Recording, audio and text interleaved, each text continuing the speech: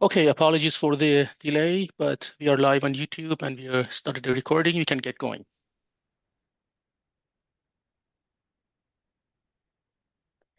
Welcome to everyone joining us. This is our 8th session in a 10-part series towards the abolition of the death penalty.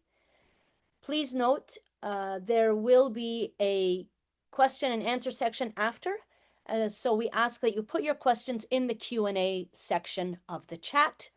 Our 8th session is on children, trauma, and the death penalty. Children are generally considered exempt from criminal liability for evident reasons, including their lack of maturity, competence, and consequently a fully formed criminal mind in the strict sense of the term. The UN Convention on the Rights of the Child defines a child as, quote, every human being below the age of 18 years unless the law applicable to the child majority is attained earlier. Iran, for example, is a party to the convention, but has signed the convention under a reservation to its provisions. In practice, several individuals convicted of crimes committed while under the age of 18 have been held in custody until reaching legal adulthood and subsequently executed by the Iranian state. This session examines the issue of executing minor offenders and considers the broader effects of the death penalty on children across various contexts. It also offers an argumentative framework for abolishing the death penalty for children in light of, among other perspectives, trauma-informed practice. We begin this session with a narrative from author and writer Sahar Dalijani.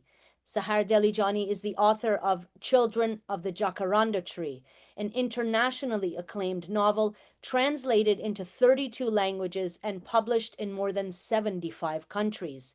Dalijani's writing has appeared in the New York Times, Literary Hub, McSweeney's, Bomb, the Kenyon Review, and more. Born in Iran, Dalijani grew up in California and lived for many years in Turin, Italy. She currently lives in New York City. Welcome, Saharjan. The microphone is yours. Thank you. Thank you, Samirajan. Thank you for having me on this webinar. So I just wanted to tell the audience here a little bit about myself and my story and the story of my parents. So I wrote Children of the Jacaranda Tree when I was still living in Italy, and the idea of it was something that took a long while for me to write. And I think the reason for that wasn't that these stories weren't important to me, but because when you've lived with something for so long, they become so ordinary to you. And you think that, it wouldn't be interesting to talk about, or it's not, you have to look for other things to talk about that. Maybe you have to imagine things and so on. And another reason was that these stories were always secret stories. They were stories that we were not, as children, supposed to share with anybody.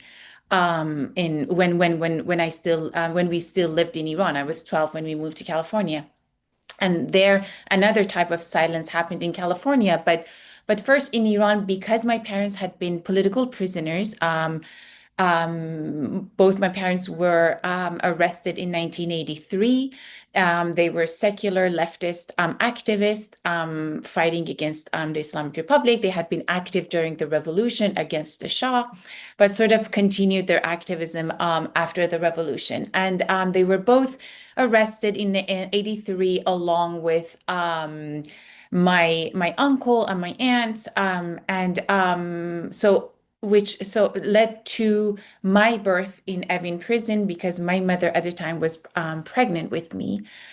And I was in Evin prison for about a month when then I was handed to my grandparents who raised me. So my parents were released, but my uncle, unfortunately, was amongst the thousands who were executed in 1988. He was amongst the executed of 1988 massacre, and his body was dumped into a mass grave. We never had a body to bury, to mourn for. And all of these stories, of course, we were still living in a society that sort of considered us enemies of the state, considered my family anti-revolutionary. So there was a lot of hostility. And because of that, we lived a lot of this in silence, including the fact that we couldn't even, like, my family had been threatened not to mourn my uncle, not to have a funeral, not to have a picture, which is something the regime still continues to do with families of victims of the dictatorship. So that was another reason it took me a while to write, because writing these stories would also feel like betrayal, something you're always supposed to be silent about. Then you just sort of tell the story and you tell it to the world. So it was quite a complex, and I don't think I've ever really gone sort of, I don't know, the wounds of this complexity have never been totally healed. But at the same time, it was also important, and my parents sort of supported me. They told me their stories. They shared, but there were stories I already knew, but of course I didn't know in all the details to write the stories for. And of course, then when we moved to California, there was another type of silence, because when you're in a place that is so unfamiliar with your background and there's just so much that you will have to explain, it automatically discourages you from writing and from speaking even about it. So that was another. So until I started writing the book, I never really shared this story with anybody. Nobody really knew I was born in prison. Nobody, or my parents had been political prisoners. My parents hadn't shared it with many people. So these are stories that, of course, unfortunately continue to happen in our country, and unfortunately there are many children who are sort of victims of the same repression that their families were suffered. But I think something that is also interesting is that there's a strong sense of survival and a strong sense of a persistence of dissent. Whereas, like, maybe my parents were out in the streets, doing, taking their fight against the dictatorship out in a real world. And of course, mine is a more, it's in it's a safer position, writing it from the safety of my home. But I feel like anyway, this sort of perpetuating this stories and sort of like not letting them die becomes a proof of how that dissent continues, that they haven't killed it all. They haven't been able to kill it all. Even if they've killed the parents, the children are still there to talk about it. So I think children from this point of view are very important, because yes, we carry that trauma. We almost embody that trauma, like that our body is sort of significant on so many levels, both as embodiment of oppression, but as also embodiment of resistance.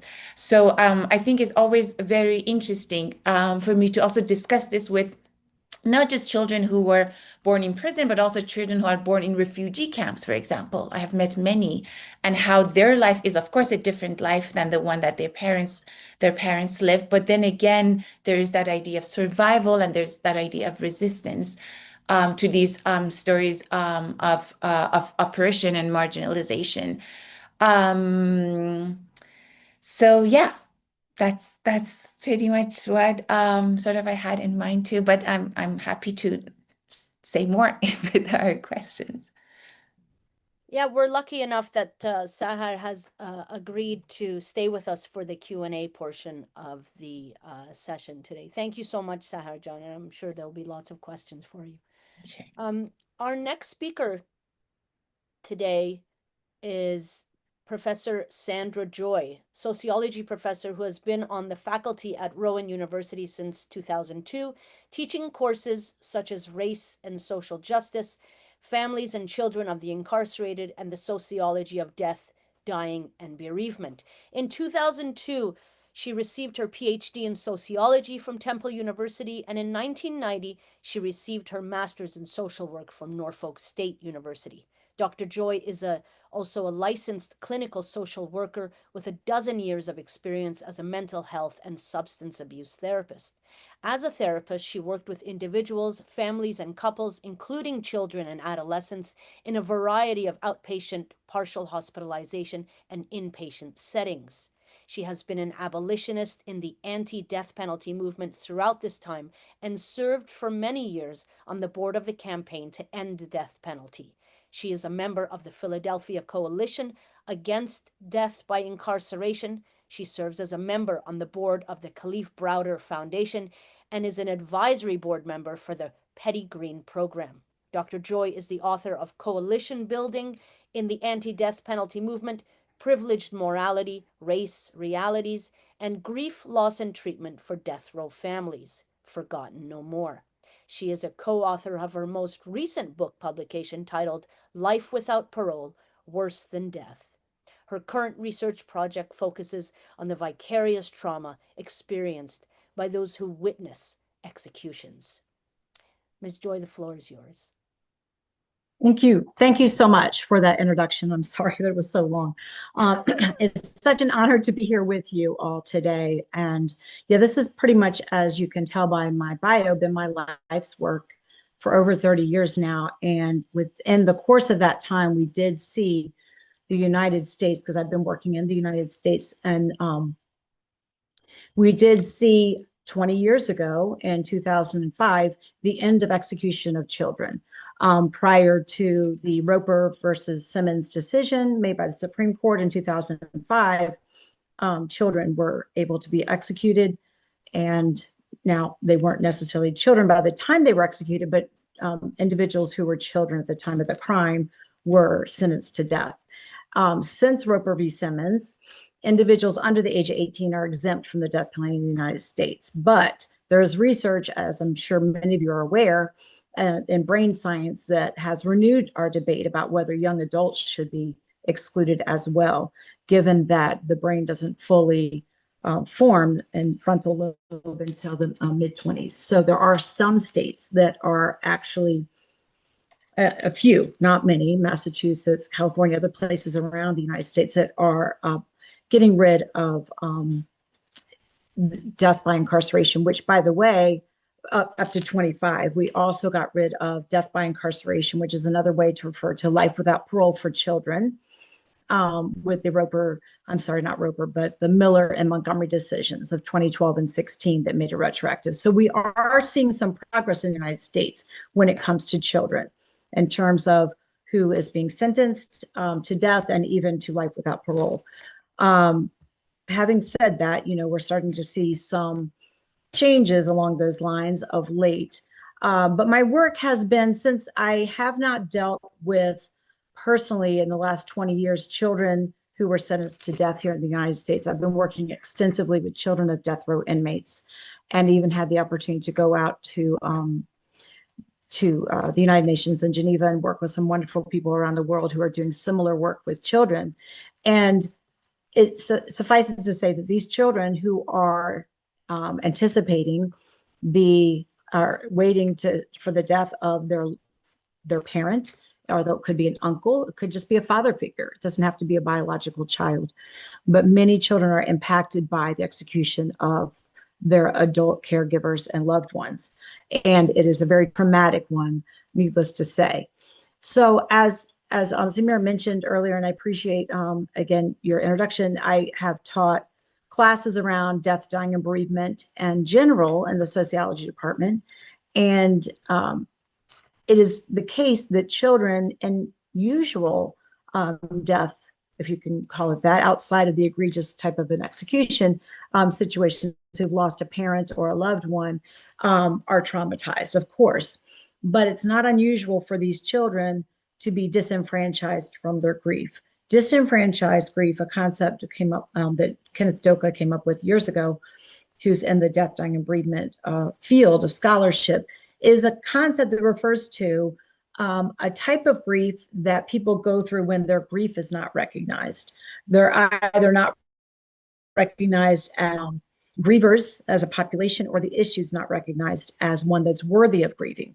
So children of death row inmates are going through this disenfranchised grief on a couple of levels, because as I mentioned, children as a population, as a demographic in general, are not typically acknowledged in the best ways and healthy ways when they are grieving ordinary types of deaths. They're not usually encouraged to go to funerals. They're worried it's going to upset them. They're not kept in the loop about grandma or even a parent or another loved one's death process, because they're in the name of sheltering their children, they unfortunately disenfranchise them from their grief. And that's ordinary death situations. So the way that children of death row inmates are even more so disenfranchised from their grief of this extreme case of trauma, where the state is planning to take your typically healthy, able-bodied parent or uncle or other loved one, and lay them down and kill them. Now they're disenfranchised in that this is a type of grieving that is not typically recognized for all parties in the United States and other places, and that people will say, well, why are you sad? I've had family members tell me, as it was mentioned in my bio, I did some research with family members of death row inmates around the issue of grief and loss. And I had many family members tell me that their grief was not recognized, adults as well as children, by society, because society thought, first off, when someone commits a murder, okay, it's quite natural for the public to feel extreme sympathy and empathy even for the victims of the murder, as they should. I get that. We all understand that those victims of violence and murder deserve our attention and deserve treatment. However, it's not usual that people even think that the quote unquote monster who did this even has loved ones who care for him or her. Sometimes it is a woman. More often than not, it's been disproportionately men in the United States, but there are some women who are sent to death row as well. And so they can't even imagine that people care about this person who's committed this horrific crime or alleged to have committed this horrific crime. As we know, there are many innocent. Over 200 now in the United States in the contemporary era have been exonerated from death rows across our nation. And that's just the ones who've gotten out. So there are some who remain on death row who are innocent. That needs to be said. But the ones who are indeed guilty, who may have committed horrific, even calculated or premeditated crimes, yet and still have loved ones who care for them. And people can't imagine that. So they don't recognize them as a grieving population. And I've had family members tell me that people even have been audacious enough to say things to them like, why are you sad? The state is taking this demon seed out of your family. You should be happy that you don't have this person in your life any longer, because they just cannot appreciate first off, the circumstances that may have led to someone being on death row are not even the worst of the worst crimes in the United States, because they are typically the ones that are unable to get poor representation, due to class, race, whatever demographic variables intersecting together that make it difficult for someone to receive adequate representation. That's why we have a disproportionate number of people on death row who are Black and Latinx. And there are some others who are not white, but disproportionately, there are more people of color on death row, and nearly all of those on death row are in the lower socioeconomic status, including the white death row inmates. Having said that, this is a population that is disproportionately affected, and people don't understand the different, and as a sociologist, of course, this is something I talk to my students about all the time, the different sociological, political, economic factors that go into a person making the choices, the bad choices that lead them to death row.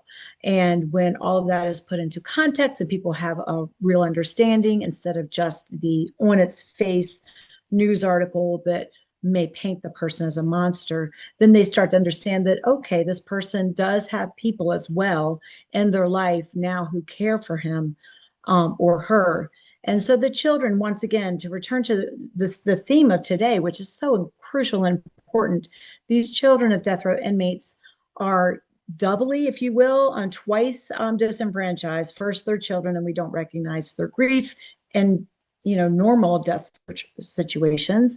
But in this extraordinary situation, their grief is not recognized because people don't even imagine that these horrible people on death row have children, or that they're fathers who love their children. I've seen fathers on death row become much better fathers from behind bars before they were executed than they were before they were locked up, because of the trajectory of their life that led them to death row.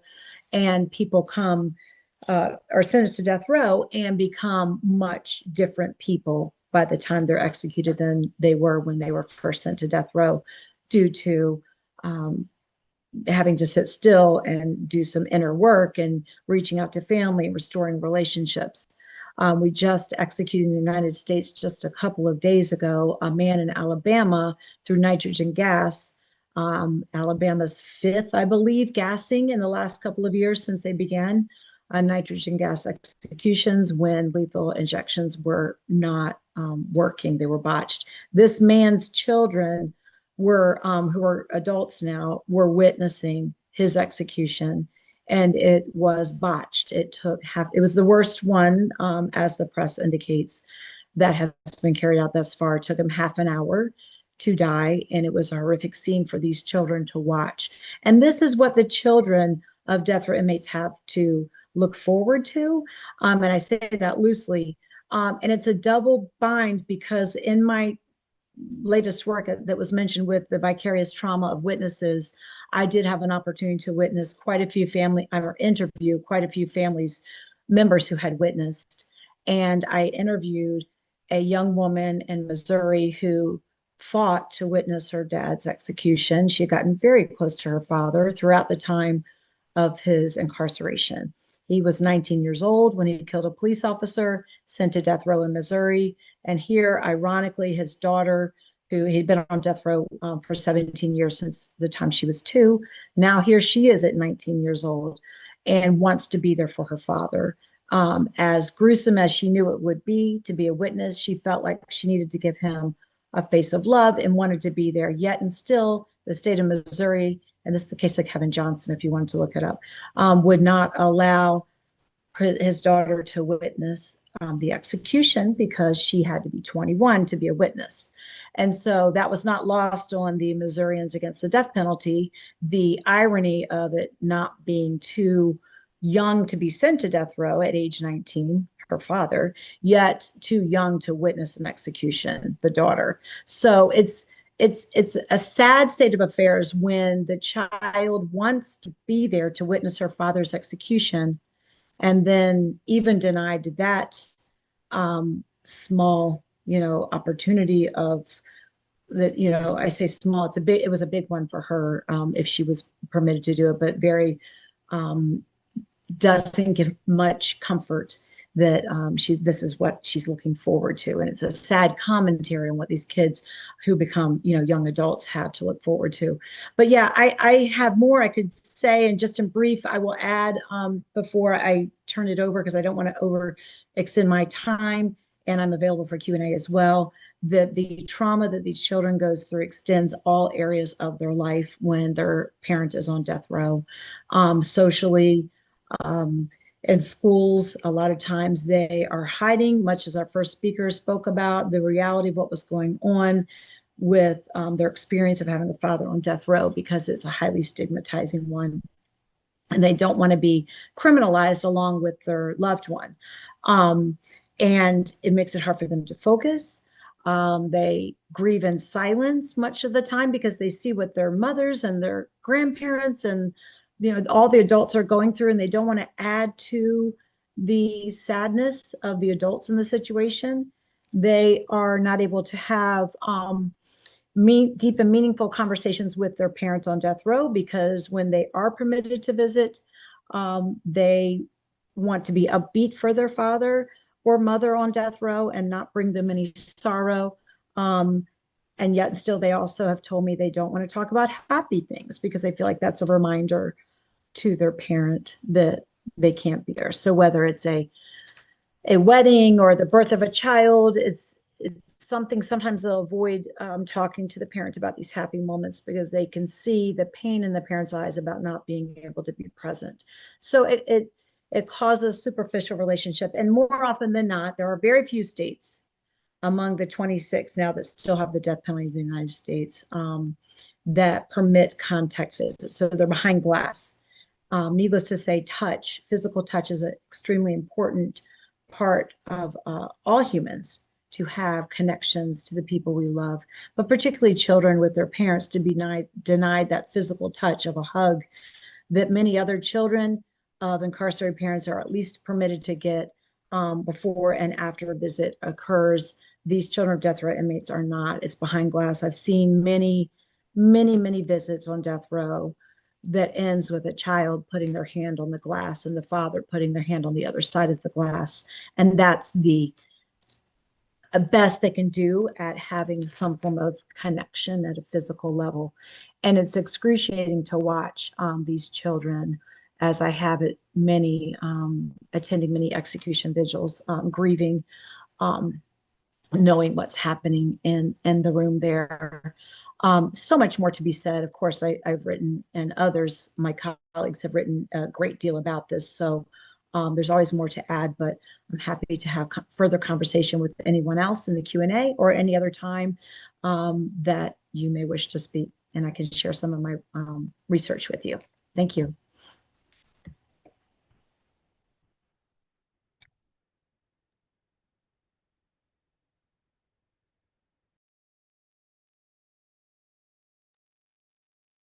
You're muted. Apologies. I was just thanking you, Professor Joy, particularly for the anecdotes. It's very vivid, portrayals of how children's grief is often denied, and it becomes this sort of double bind, as you call it. Our next speaker, and I just want to remind people, please do put your questions in the Q&A part of the chat. Everyone will be sticking around for that. Our last speaker today is Hossein Raisi. Mr. Raisi has practiced criminal and human rights law in Shiraz, Iran for 20 years, served as a board member of the Fars Province Bar Association for 2 terms. He was the founder and former head of the Human Rights Committee of the Fars Province Bar Association for 8 years. He is also the founder of Nedaye Edalat, the Voice of Justice legal association in Shiraz. In his practice as a lawyer, as pro bono counsel, he has defended political prisoners, journalists, women, LGBTQ, minorities, students, and children who were sentenced to the death penalty. In this regard, he has been credited with winning several high-profile cases dealing with controversial issues like capital punishment, the stoning of women, child executions, religious persecution, domestic and gender-based abuse, discrimination, and much more. Given the high-profile cases he has worked on, he came under the scrutiny and pressure of the Iranian government, leading to his immigrating to Canada. In Canada, Mr. Raisi continues to advocate for human rights issues, being a go-to legal expert on issues of criminal law, criminal procedure, and their effects on the criminal justice system and civil society. As a consultant on foreign legal issues, he has been working with the Office of the United Nations High Commissioner for Human Rights and Amnesty International. In 2015, Mr. Raisi was selected by a joint committee of the University of Ottawa and Carleton University to be their one-year in-house scholar and visiting professor. He also teaches a comparative course on human rights within Sharia law and Islamic legal systems. Mr. Raisi, the microphone is yours. Thank you, Samira Jan. And hello, everyone. I'm going to focus more on Iran and some more countries that still they have execution for minors. And I was working on many children at on death row while I was practicing criminal law in Iran, Shiraz. And especially I'm going to focus more on Iran and development of Iranian criminal justice system, because Iran is among of the very few Muslim country that still they have capital punishment for minors. A child under the age of criminal responsibility, lack of capacity of committing and understanding crime. This means they are immune from criminal prosecution. They cannot be fully charged by authority with uh, any crime. And so we have to focus on some sort of uh, uh, criminal law in some countries that still they practice criminal law and also capital punishment for minors. As I'm sorry, uh, significantly, a child must be immune uh, of any persecution and any criminal responsibility. Some countries they have suitable minimum age of criminal responsibility, and according the CRC Child Rights Convention, countries countries that they accepted the CRC, that which all countries around the world except the United States, they have ratified the CRC. They have accepted to implement the standards of the CRC, which is abolishing the death penalty for minors. But some Muslim countries providing some reservation to implement Islamic Sharia law instead of the standards of the CRC, and they have to provide the minimum age of criminal responsibility for minors. Iran is part of that countries that has accepted, as Samira has mentioned in introduction, CRC with reservation. That reservation refers to Islamic and national law. And criminal responsibility is so important according trauma, maturity, puberty of the children. Children who had experience of the trauma, of course, it has a lack of understanding of the crimes. And no matter children under age of 18, in which age of 15 or age of 17 or age of 12, they must be immune from any persecution of the capital punishment. Having the requisite capacity to be held responsible for offending behavior does not mean the children over the age of the criminal responsibility should be subjected to adult-oriented formal criminal persecution.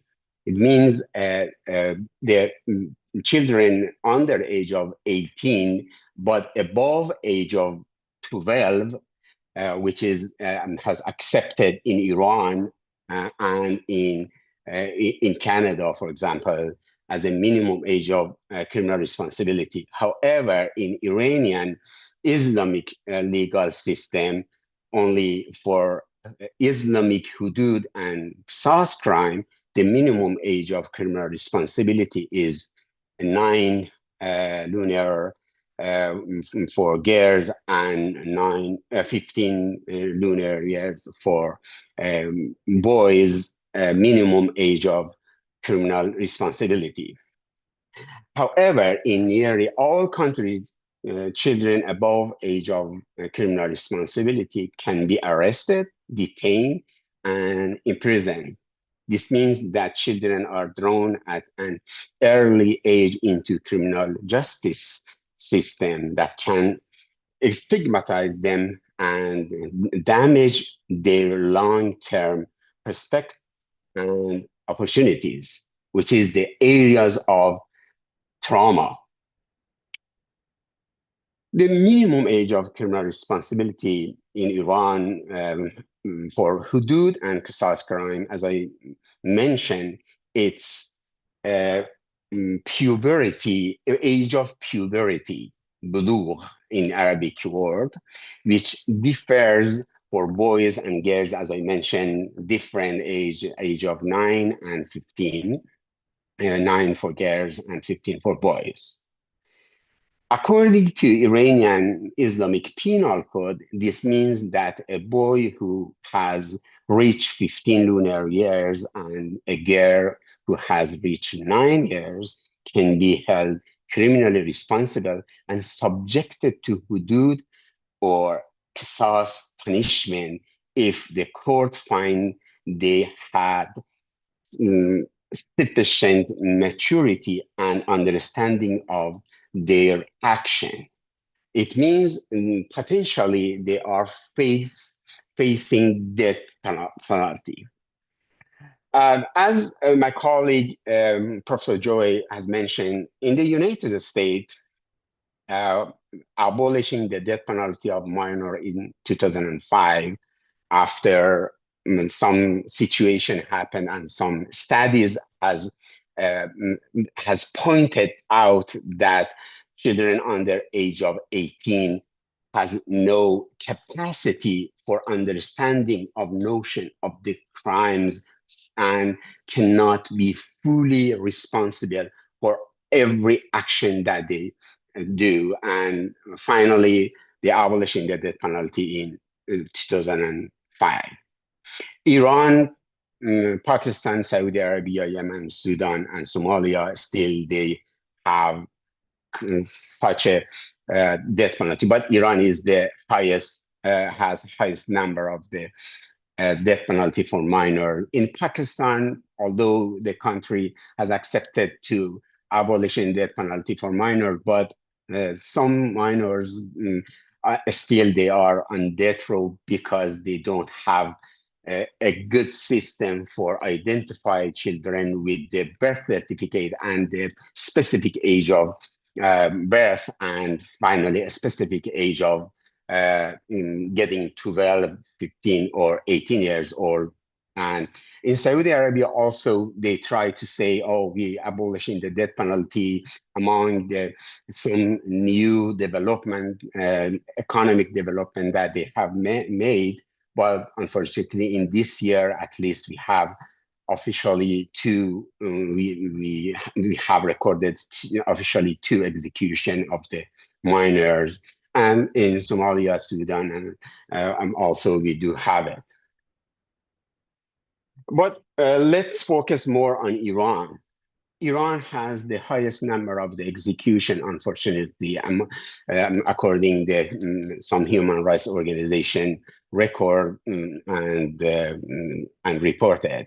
But unfortunately, we don't have official statistic to go through and find it. But at least in 2025, we do have one minor execution in record at least, but we do have may more execution.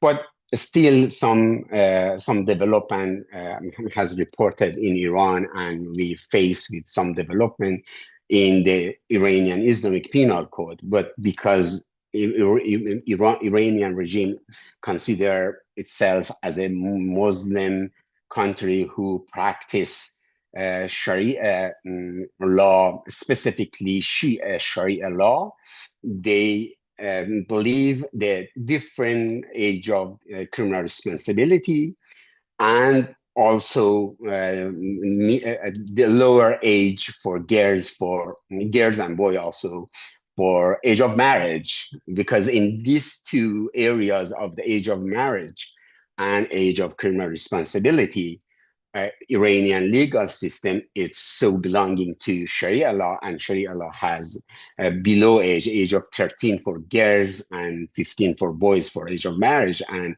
9 for girls, 15 for boys, age of criminal responsibility. And let's look up some development that happened in Iran, but still they practice somehow some law, some hudud and qisas law that among few death penalty for minors. However, Article 91 of the 2011 Penal Code, Islamic Penal Code, as well as the Iranian Supreme Court decision, allows the judge some direction if a person under the age of 18 does not fully understanding the nature of the offense, or there are doubt about their maturity. The court may assign alternative, less severe measure instead of the adult punishment. But according to CRC, a court are not allowed to point over 5 years imprisonment punishment. The court may consult with the forensic medical expert to help determine the maturity of the accused child. And with the adoption of the Article 19, although the judiciary generally impose the death penalty on individual accused of committing hudud and qisas crime when they were under age of 18 years, it is important to note that ever prior to this, the law had already prohibited the imposing the death penalty on prisoner under age of 18 for offenses related drug offenses. In the drug offenses, Iranian authority and Iranian legislative, they passed a law and banned the death penalty in the drug-related offenses for minors, as well as before the Islamic Revolution, from the long time ago, even over 3 decades, we abolished the death penalty. We have abolished the death penalty for minors. But as soon as the Islamic regime appointed in 1979, they took back the Islamic and Sharia laws and practice, unfortunately, capital punishment in huge areas as well as for minors. But after more than 3 decades of the revolution, Islamic revolution, and after they passed a law to be part of CRC, and as well as they passed some law for protection children, they develop some form of a law to support children to be less on the death row, but still they have some sort and some kind of the death penalty for minors.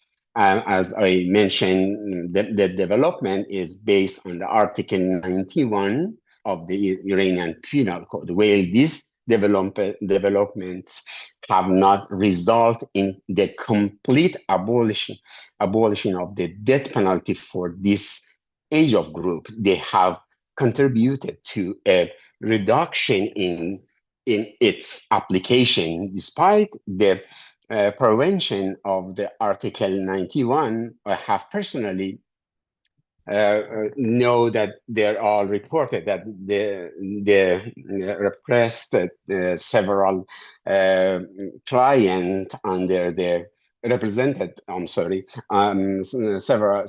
clients under age of 18, under age of 19, that a couple of them were executed, unfortunately, and one of the at the our first webinar, we share with you a narrative about the Fatima that she was executed because of the crime that she committed at the age of 17.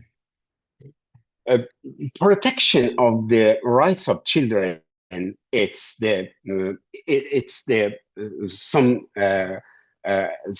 necessary things that the law in any country as well as in Iran must carry, out. But unfortunately, still, even Iran passed a new law in 2019 as a protection of the Children Act, but still, and in this law, they have definition of the children, and they have mentioned the three different ages: age of 18, age of 9, and age of 15. As I mentioned earlier, age of 9 and 15 for girls and boys.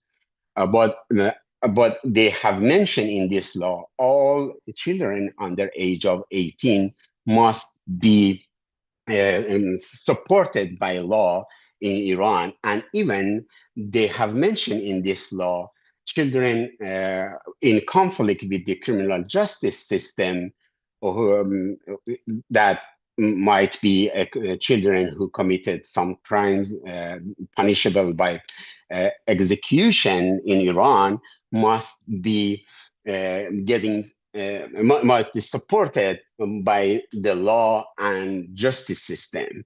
But unfortunately, because of the authority in Iran fully support Sharia law, and the loyal to fiqh and Islamic law more than the modern law, more than the law that the country needs and the children of the country needs. Of course, they apply capital punishment for the minors. Even as I mentioned, they passed the law and be a part of the CRC. And according Article 37 of the CRC, it's banned to punish children with the severe punishment as well as capital punishment.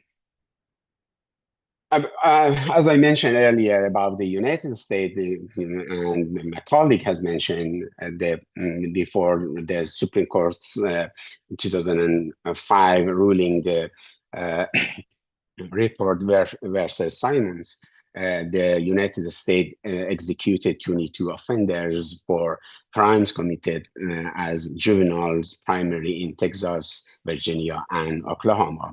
And we do need that something happen to study what was happening in the United States, specifically because United States is not part of the CRC, but however, they abolishing death penalty for minors. And as I mentioned about the Saudi Arabia, and let's go, because I'm run out from my time, I'm gonna conclude here that none of countries around the world that cannot be part of the United Nations and international communities, but still having the death penalty for minors. But they must separate the criminal justice system in all kinds, specifically how persecution, how put in a prison, and how even use the language for children, and how use persecution in specifically in separated juvenile courts and so on, and separated jail or any detention center for minors in their system. Iran tried to apply those things, but still we don't have fully separated criminal justice system for under age of 18 and adult. In some countries, such as in Canada, they have even fully separated criminal justice system for youth under the age of 18. But since in Iranian legal system, they have some failure for fully supported and protected children under age of 18, they still apply hudud and qisas crimes for minors. And those crimes can be rape, sexual intercourse in gay and lesbian groups under age of 18, and also crimes against the security of the state, such as muharebe, ifsad al-arz, and so on. And also on the top is qisas crime, that it's deliberate murder. That still we do have many cases, and some reported has shown that some minors on death row in Iran, but Iran must take the best step and abolishing the death penalty for all people in the age of 18. And thank you.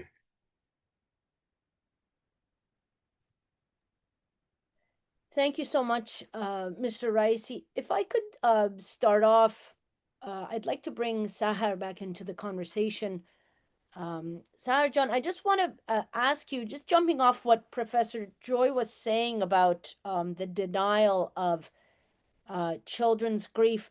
At what point did you start to sort of process, your own grief, and understanding what happened to your parents, and subsequently how it had impacted you growing up? Yeah, that was an interesting point because I think I've always looked at these stories as my parents' stories. They are the main characters, and they remain to be the main characters.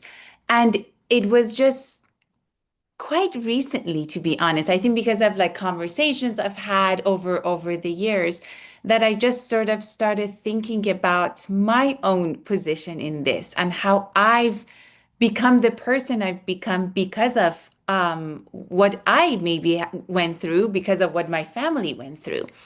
And of course, I don't know if it's denial, but at least as far as I'm concerned, but I think it's more like when I think about it, I would just put it in a second position because I would think that nothing, and I still actually do continue to think that nothing I have gone through compares to what they've gone through. Or nothing I've gone through as a child born in prison compares to a child who maybe wasn't born in prison but lost a father to the executions. So I think, but at the same time, I think what has become fascinating, maybe also as I'm getting older, as I'm trying to sort of look at where I stand and who I am, and who am I other than the daughter of of activists and prisoners whose story I've sort of picked up to tell the world.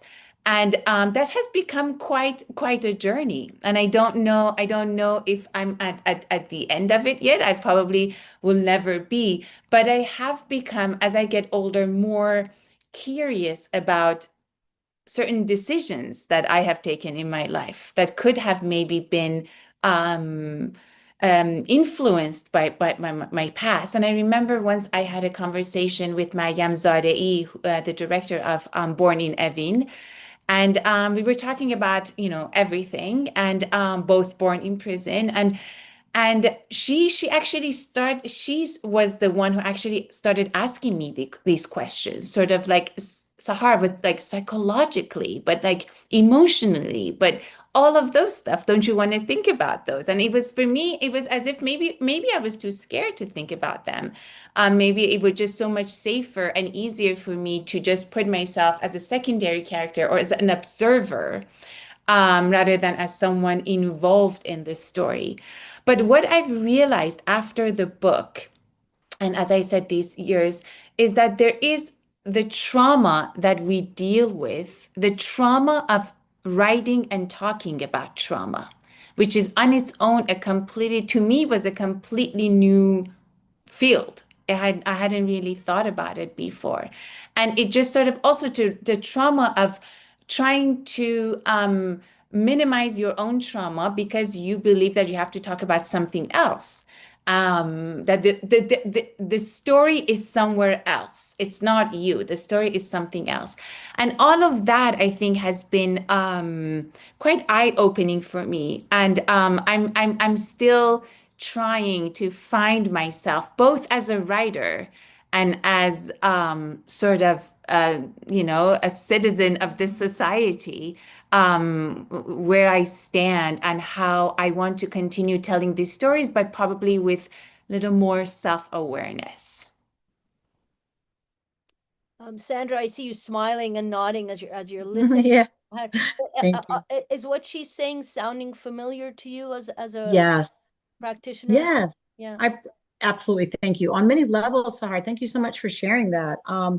You echo a lot of what I've heard from folks in terms of and it's not necessarily always a bad thing to distance yourself. It can be a coping mechanism, right, from actually what's happening at the time.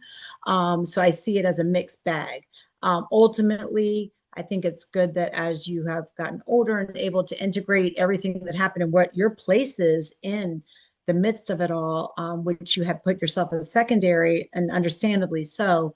I think that's healthy, that it kind of like seeps into your awareness as you grow older, as opposed to crashing down all at once when you're in the midst of it.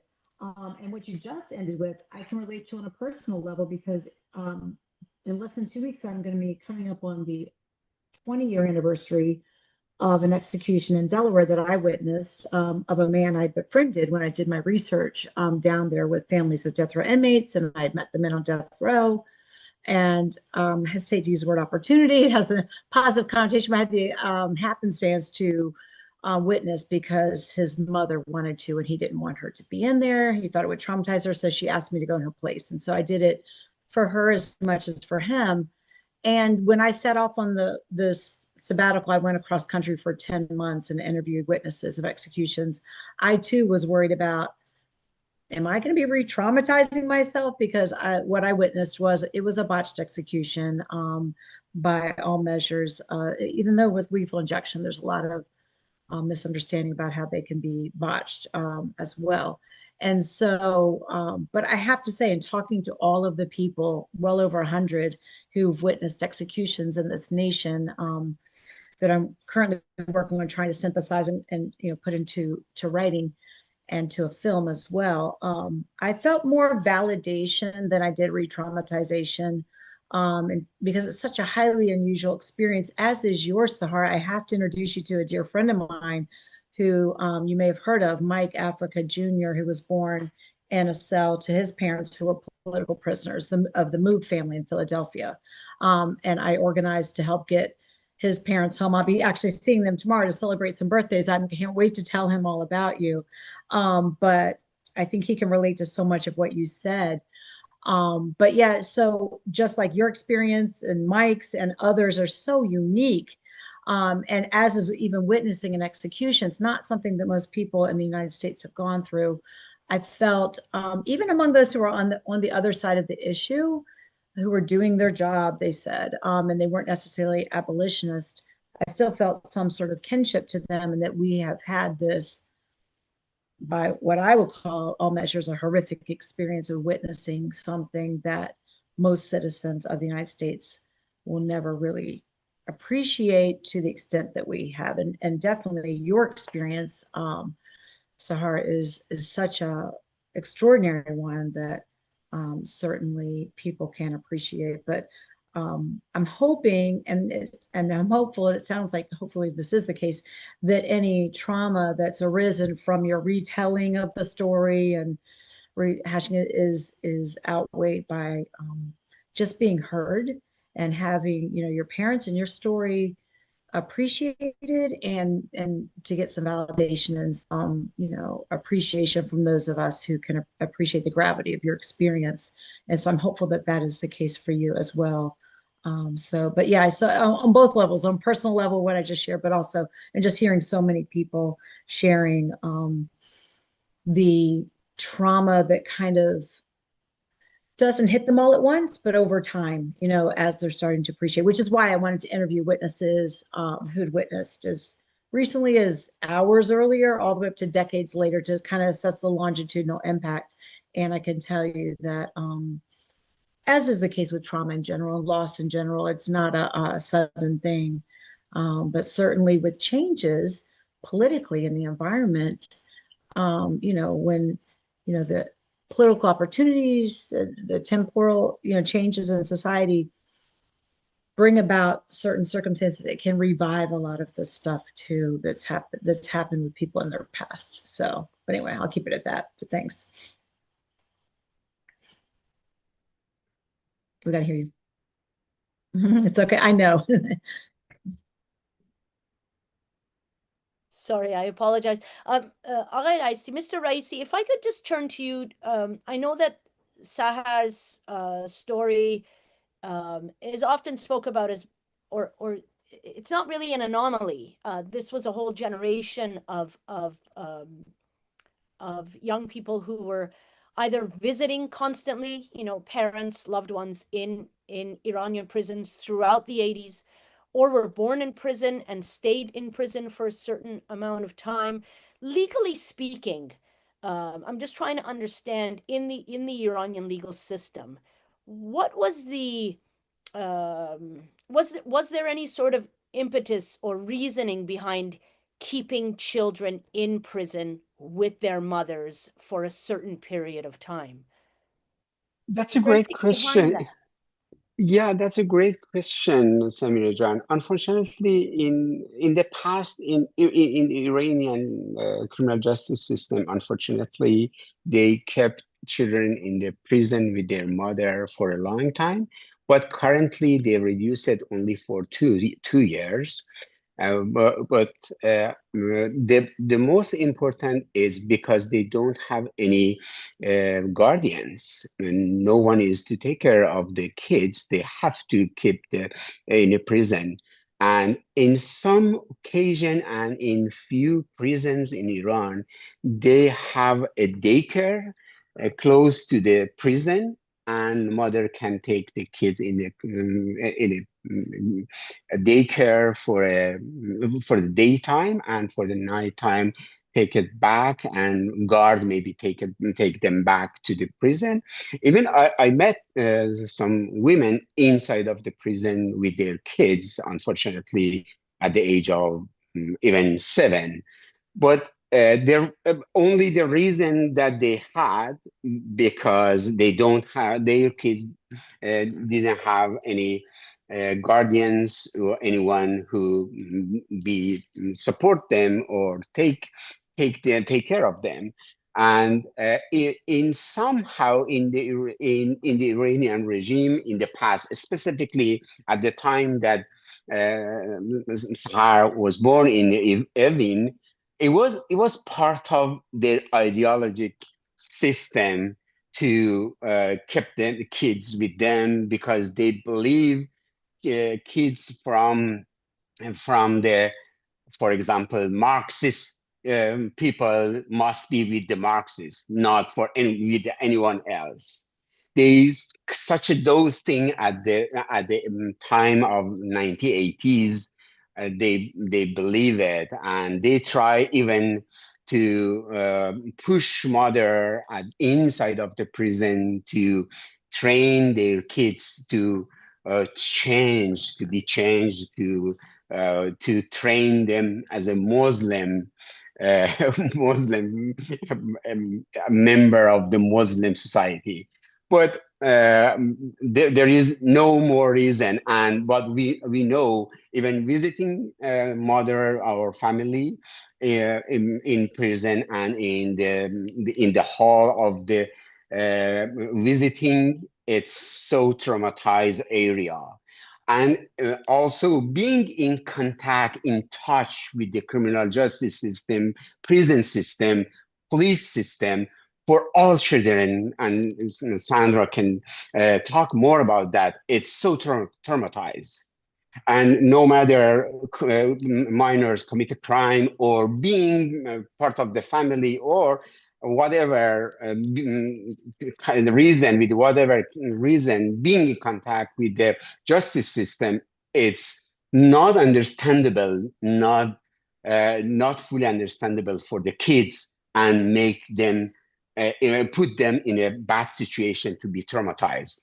And even though according the CRC standards, children who committed some crimes, we have to change our language, not call them as a murderer as someone who commit a crime, but so we call them someone who has conflict with the criminal justice system.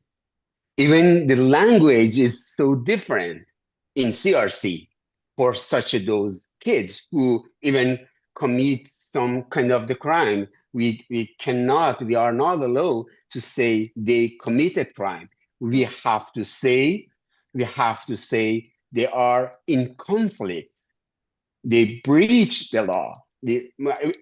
Because even language can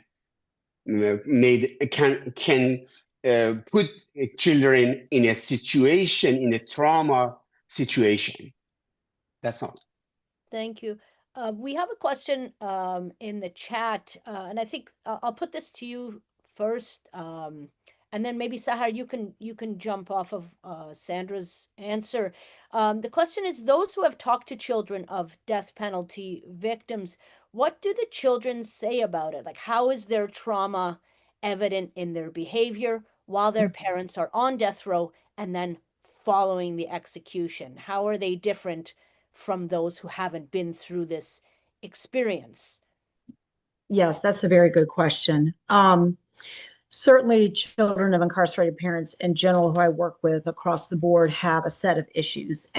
But the ones that are unique to children of death row inmates are more glaring in that they are looking at their parent never coming home. And as I definitely appreciate the comment that was just made about the guards and the hostile environment. Everything that a child of an incarcerated parent goes through, which is uncomfortable at least and criminalizing feeling at worst when you go to a prison to visit your parent, is amplified for death row, because even in the waiting room, in the state of Delaware, where I gathered my research, it's not uncommon. A lot of states will give badges to the families that are different colors. So they might be white or blue for minimum or moderate. And then for SHU, the secure housing is an orange badge. And so you go up and you drop off your license and you get the badge and you sit down, and even the other family members who are similarly situated and that they're coming to prison to visit a loved one will look at you like, what did their parent do? Or what did their loved one do? Because it's an orange badge. So it's even heightened. And then when we walk through what we call the belly of the beast to get back to the death row, the family members who have contact visits, or they break off here or they break off there, and the children of death row inmates are made to go through. And this is not atypical of a lot of prisons. I've been to death row in several different states, and more doors, more clanging, more locks, and all the way to the back, and then made to be searched again as if we could pick something up in the escort of the trip after being searched. But that's another thing that's really dehumanizing for families and confusing for children of death row inmates, to be wanded down and patted and searched. And then it happens again right before we go into a building. Or I should add that Delaware did abolish the death penalty. So when it did have the death penalty, this is what it was like. That had the visits behind glass, almost like if you could imagine telephone booths where you would sit down and there'd be glass and the person would be on their side. And it's just, if you leave to go to the bathroom, you can't come back. If you lean up from this stool that's mounted to the ground, the guard will come in and say, sit down. So even though there's like 2 or 3 feet between the stool of a tiny child and the glass, and then there's 2 or 3 feet from the stool of the father and the glass. So we're talking about really 5 or 6 feet if they were sitting in their stools, dividing them. But the children often want to get up and like even crawl up and sit on the counter and look at their dad through the glass. And occasionally might get a corrections officer who would like turn a blind eye and let that happen. But more often than not, if the child even leaned up and tried to talk and be close, they would come in and reprimand them. And so the children feel, whether they can articulate this or not, and they often can't when they're small, criminalized along with their parent, They feel demonized, dehumanized, and then they don't understand why daddy can't do this, hug or come home, because it's stages. And of course, it's developmentally appropriate not to tell a small child they're going to kill your father. I mean, that just would be inappropriate. So there's stages of realization. I've seen children come to realize, okay, dad is in jail, number one. Dad's never coming home, number two. And then they'll ease them into the reality of dad's going to be executed, which they need to do sooner than not, because as you know, the Google, the web, the internet, children have a better handle of that than we do as parents oftentimes. And young children will Google their parent's name to read the story about why their dad's incarcerated. And if they find out through the media before the parents can, I mean, through the custodial parent and other family members can sit down with that child to explain what's happening, it's the worst picture of why their father is there. And it's the worst way to find out. And then I've seen situations where children have then kept that to themselves instead of going to the rest of the family and saying, what's going to happen? I just read this about my dad.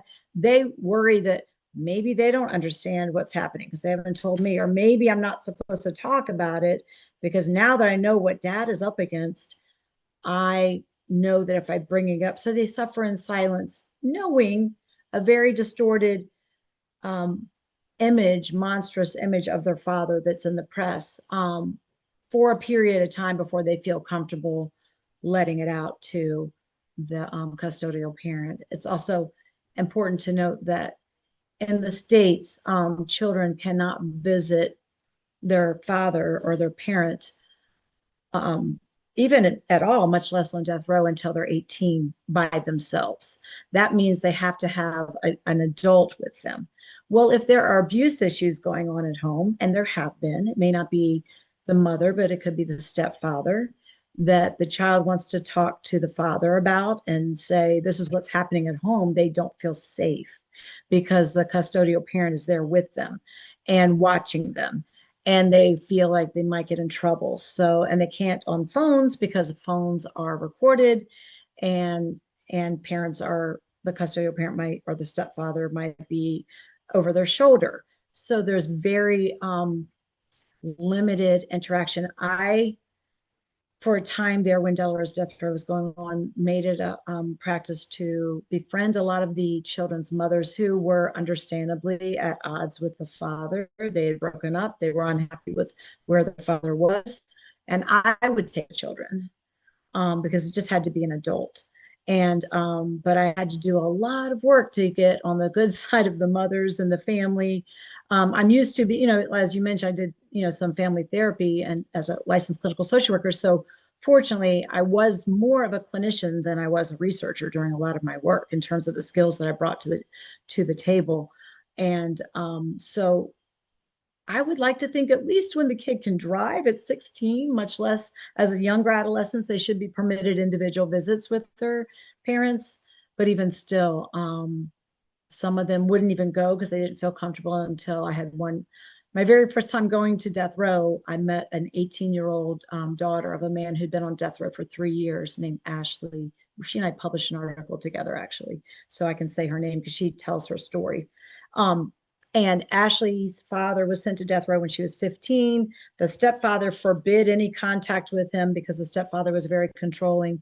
The mother kind of wanted her to see him, but she was afraid of the husband. So she, on her 18th birthday, she was a senior in high school. She skipped school and went to go see her dad for the first time.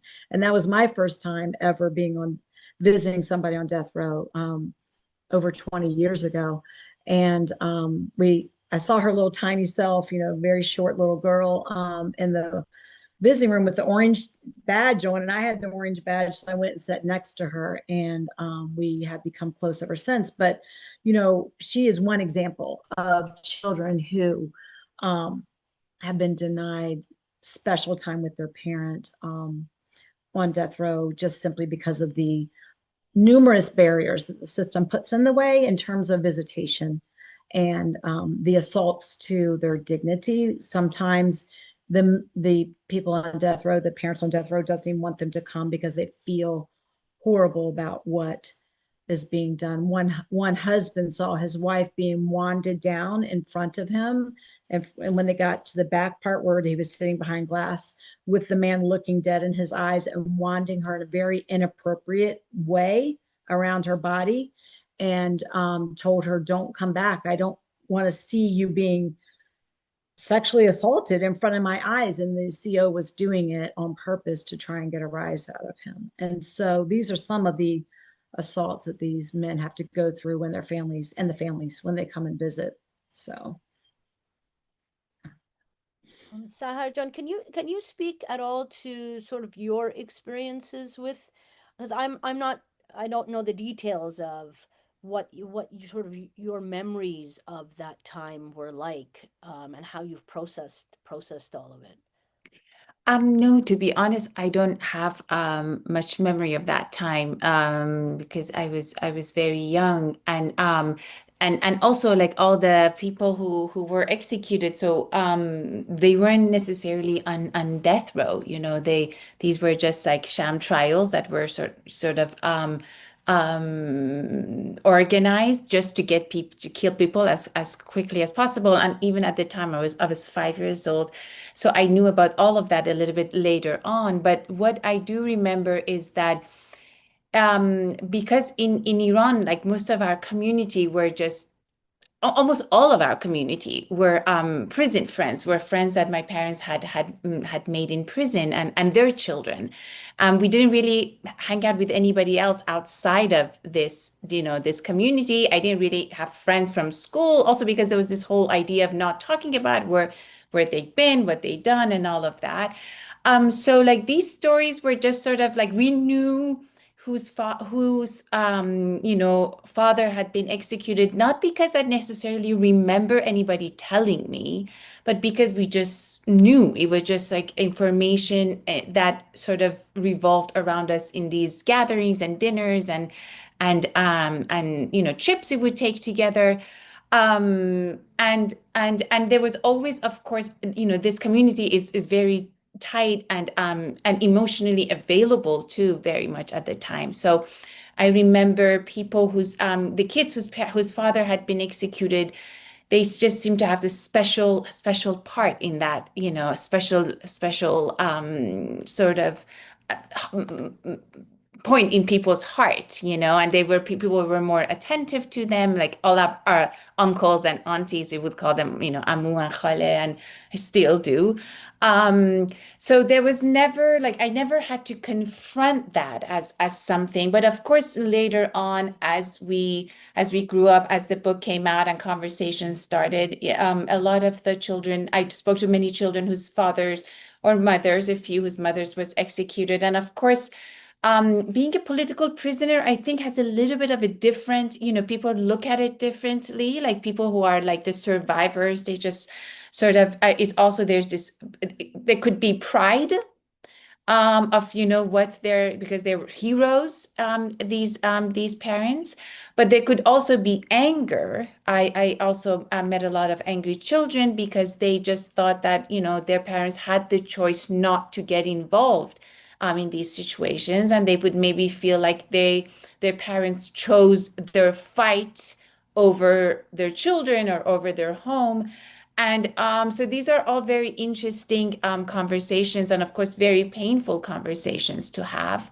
Um, and so, like, you know, I always try to, and I think it was also mentioned earlier, it's, you know, the blame is always on the one who imprisons and executes, not the ones who, you know, not the ones who fight, or not the ones who just because of so many reasons, maybe in a sort of a completely different context, breach the law, as Oghir Raisi was saying. So I think so these were all the conversations that we would have. Who is to blame, and how we are supposed to live with these stories as children, and how what is our responsibility sort of towards these stories as well. Do you recall though at what point you became very aware of like, okay, we don't talk about these things outside of this circle? I think very, very early on. I don't remember even like probably kindergarten, because that was the first time that I can sort of face the outside world. Before that, it was just like family and friends. And then once I had to go to kindergarten and then first grade, there was the outside world. And the outside world to me was the enemy. Everybody. It didn't matter who. It wasn't just the guards. It wasn't just the Revolutionary Guards or the Masij. It was everybody. And I had to protect my family and our friends, against all this everybody who just sort of, in my mind as a child, did nothing while, my parents were in prison, while my uncles were being executed. So there was this sort of bad blood between me and the rest of the society, which has its own sort of history and how I sort of overcame that. That's another story. So, but that was the first time. So I realized my mom told me, like, you can't tell anybody. You can't tell your teachers. You can't tell anybody you meet. I rarely ever brought anybody home from school. Of course, I made friends, we were classmates, but never close friends. It would just, everything would stay at school and never, never talked about it. Never, because it would just, I was too afraid. And I had been told not to. So therefore, the trauma of talking about it later on as an adult to everybody else, when that was the sense of betrayal that sort of kicked in as well. Well, that's very interesting. There is another question in the chat. This is from Omid. He's asking about the process of healing and the impact that art and storytelling and other creative forms can play a role in that process. What have you witnessed in that respect, Sandra?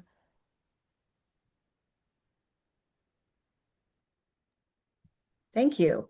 That's an excellent question. And I love the attention being brought to healing, because there's so much harm that we're talking about. It's so important to talk about healing. I just wanted to piggyback real quickly on Sahar's point about feeling like everybody is against you. I think that inhibits people seeking healing, because if you live in a death penalty state in the United States, particularly in the South, it's frequently executing Texas, Florida, Oklahoma, Alabama, then it's easy for you to feel like, particularly as a death warrant is signed against your loved one in the final days, but even throughout the term of your loved one's death row experience, that everyone is at least complicit and not speaking out on behalf. I mean, there are certainly abolitionist organizations in every state, and we do our best to reach out to the people being directly impacted, to have their voices as a part of our movement, and also to be there for them as much as we can. But I've had so many family members tell me when, for instance, my friend who I witnessed 20 years ago, Brian, when his execution was looming, getting close, his mom was saying, I'm in the grocery store going, are you okay with my son being killed? Are you okay with my son being killed? It's just like something in your mind, like, and people just wanting to, and I can relate to myself wanting to like stand on, a conveyor belt of a grocery store and screaming, you guys know that your tax dollars are going to be used to kill somebody tomorrow night. It's just a maddening feeling to walk through society and know that most people are okay with this. And I spoke of disenfranchised grief earlier. This type of disenfranchised grief of the families of death row inmates, and I promise to get to the healing part of your question because that's important, I apologize, is amplified in that not only is their grief ignored, but the imminent execution of their loved one is being celebrated by total strangers. And could be letters to the editor, or the night of the execution, fry them with posters and screaming. So their grief is not only being ignored, but it's in the midst of extreme, vitriol, sort of vengeance being expressed by a lot of people in the society, particularly it's a very publicized one. In the midst of all that, yes, families need to find healing. I'm happy to tell you that there are some ways it's being done, not nearly enough. In fact, there are even some ways it's being done on the row between the men who have managed to form a community.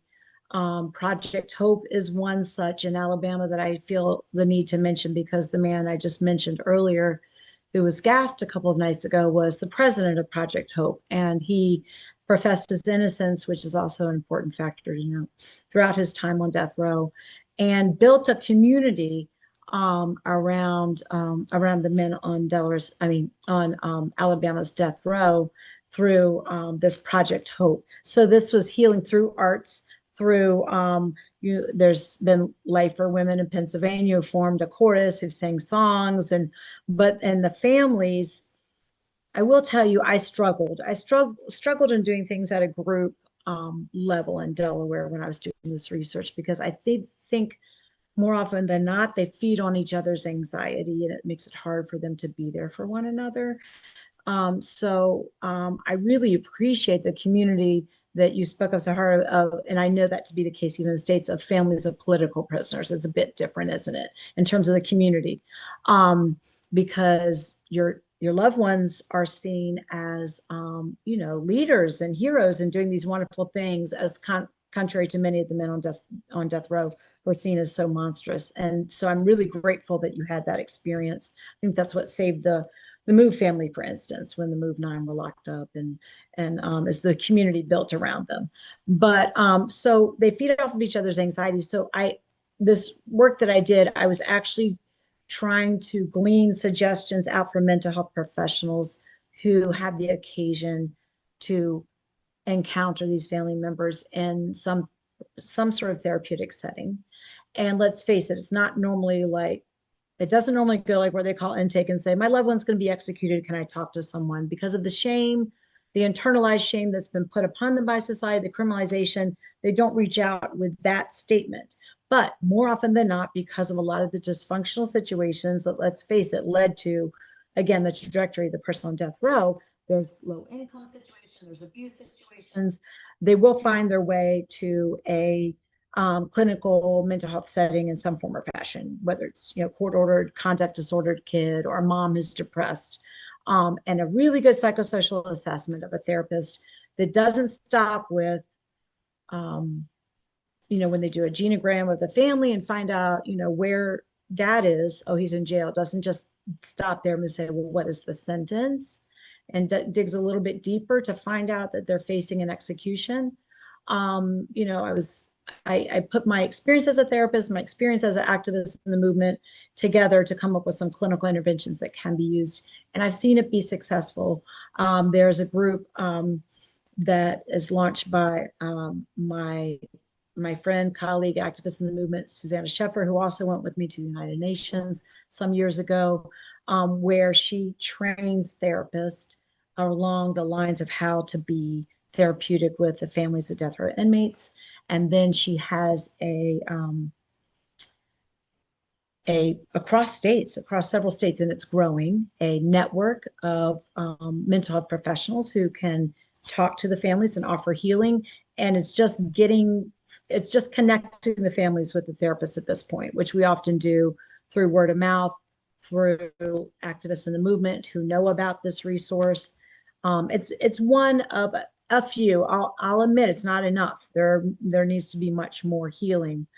And I mean, you may have heard of grief camps for children, which are camps that children can go to in the summer who've lost loved ones. If we could do something like that with the children of death row inmates, that is a dream of mine. I would find much more success with the children when I would drive around and pick them up and take them out for pizza from several different families in Delaware and have them talk, both children of executed and children of fathers facing the death penalty. And they felt, their eyes were wide, their jaws were dropped over, wow, you went through this too, because they feel so alienated and so isolated in society.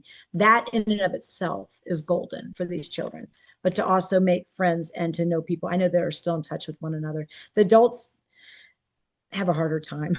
I mean, let's face it, there's a lot of these guys on death row may not get along, and then they share that with their families. And so the families are kind of taking loved one's side on a particular beef they might have, if they're co-defendants or whatever. But I'll just the anxiety of, I tried a group session. I'll never forget, somebody said, my son is facing a death warrant. Now they schedule his execution in 30 days. And I looked around and I waited for the family to say, oh my gosh, and how can we be there for you? But instead they were like, oh no, are they starting to turn the wheels of death executions again? Who am I next? And they start worrying about their own loved ones. And how could they not? It's a signal to them that they need to be worried. So and they fed off of each other's anxiety in a really harmful way that I felt like this may not work, at least not in any, blanketed sort of everybody come. If you, and matching, I found to be a little bit better, matching people I happen to know on either side of the issue, executed family versus current death row family members. But the children certainly seem to benefit from a group setting, and they'd love to see more of that for healing.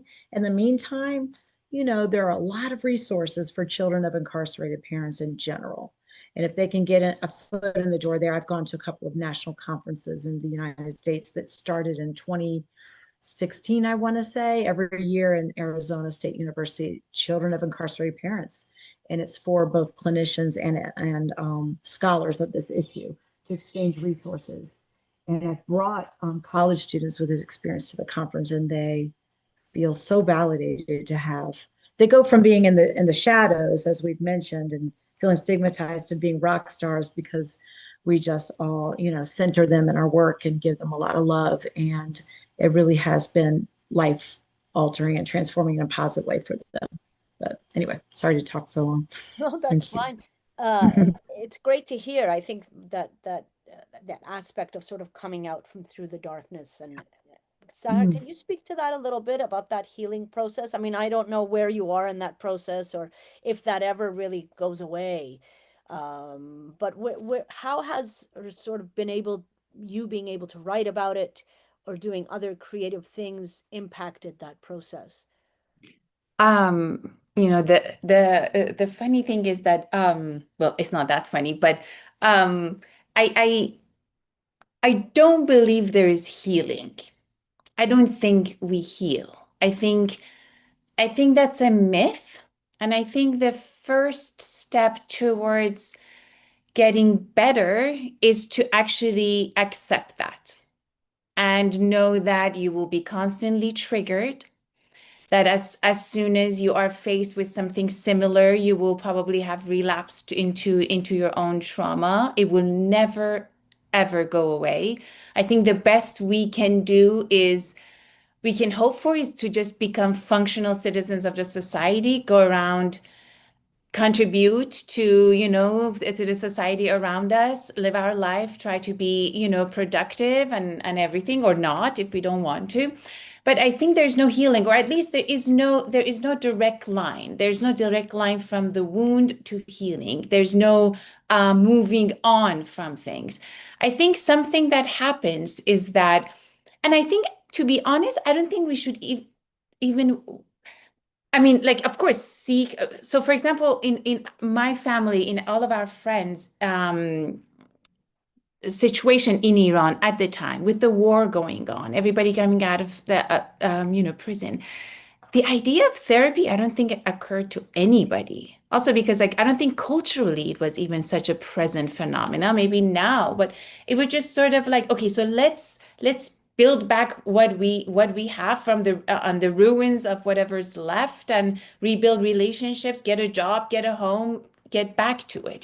That was the energy, and that's what people did. Nobody ever, maybe later on in life, at the time, nobody even thought about it. It wasn't, or maybe they thought about it, but nobody did it.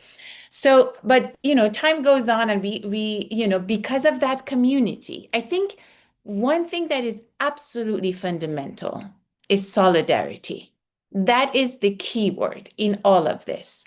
I think on both an individual level, personal level, family intimacy, but also on a societal level. So, for example, what happened to my family and many like mine in Iran was that, as it happened, as I said, like we were still, even though they were released from prison, the lucky ones, they were still considered enemies of the state. They were considered anti-revolutionaries, you know.